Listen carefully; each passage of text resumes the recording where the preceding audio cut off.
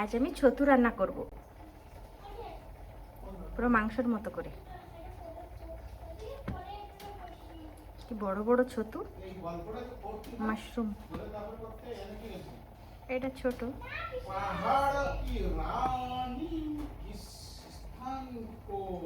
আদাটা বেটে নি। এই তো আদা বাটা হয়ে গেছে আমার, জিরা আদা।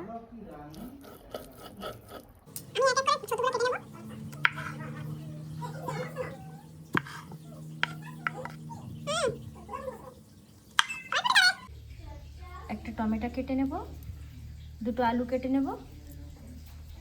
আমি ছতুটা কেটে নিয়েছি, টমেটো কেটে নিয়েছি, আলু কেটে নিয়েছি। এখন রান্না বসিয়ে দেবো। তেল গরম হয়ে গেছে, আলুটা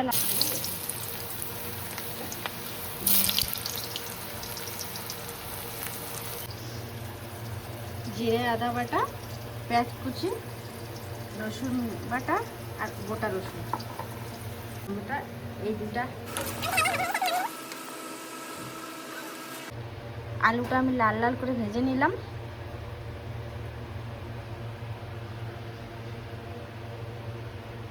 মাশরুমটাও রেডি। এই দুটোকে আমি গোটা দিয়েছি। আমার মেয়ে বললো, মা আমার জন্য গোটা গোটা রাখবেন। আমি কাটা, আমার মাশরুমগুলো রেডি। এই দুটোকে আমি গোটা রেখেছি। আমার মেয়ে বললো, মা আমি গোটাটাই খাবো, ওর জন্য এই দুটো রেখে দিয়েছি গোটা। তেল গরম হয়ে গেছে, আমি তেজপাতা দিয়ে দেবো, গোটা জিরে দিয়ে দেবো, পাতাটা পুড়ে গেছে। এখন পেঁয়াজ কুচি ছেড়ে দেবো।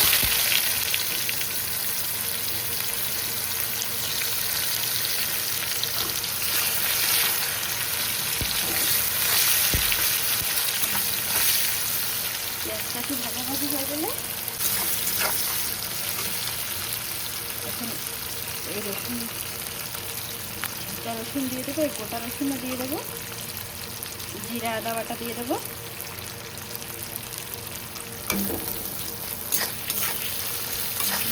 নিভা আছে, ধীরে ধীরে ভেজে নেব।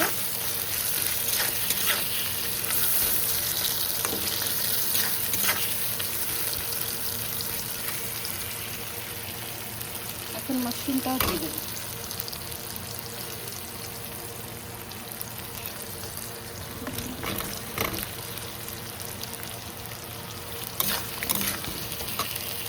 আলুটাও দিয়ে দেবো।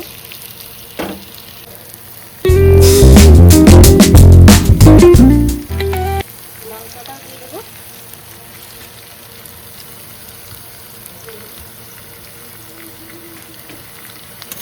ভালো করে একটু নেড়ে ছেড়ে ভেজে নেব।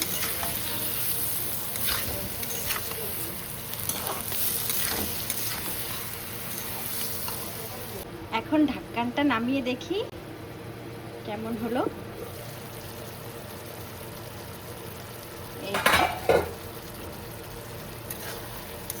ধীরে ধীরে আমি এটাকে কষিয়ে নেব।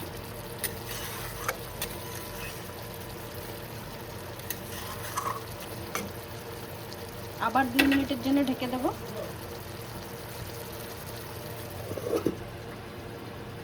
2 মিনিট পরে আবার ফিরে এলাম, দেখি আমার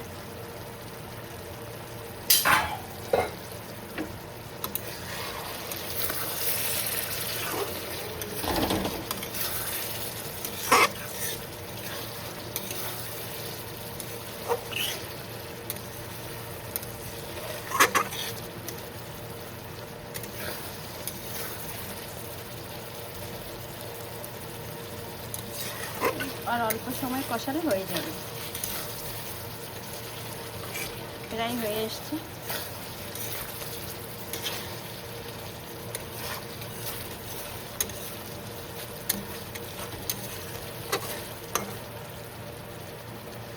আবার 1 মিনিটের জন্য একটু ঢেকে দেবো। 1 মিনিট পরে এসে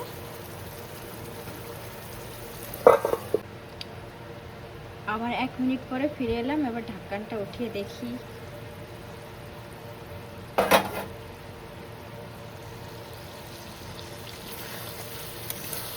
যে হয়ে গেছে, এখন জল দিয়ে দেবো, আর অল্প একটু কষিয়ে জল দিয়ে দেবো, আর অল্প একটু ভেজে নিয়ে জল দিয়ে দেবো।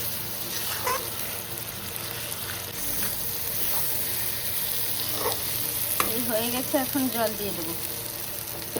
জলটা দিয়ে দিই। খুব বেশি জল দেবো না, আমি অল্পই জল দেবো, আমি মাখা মাখা করবো।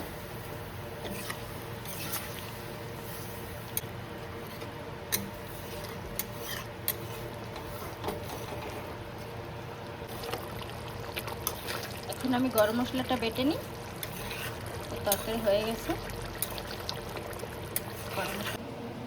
একটা লং দিয়ে দেবো, 2টা এলাচ, 6টা গোলমরিচ, একটা দারচিনি। এখন এটাকে বেটে নেব।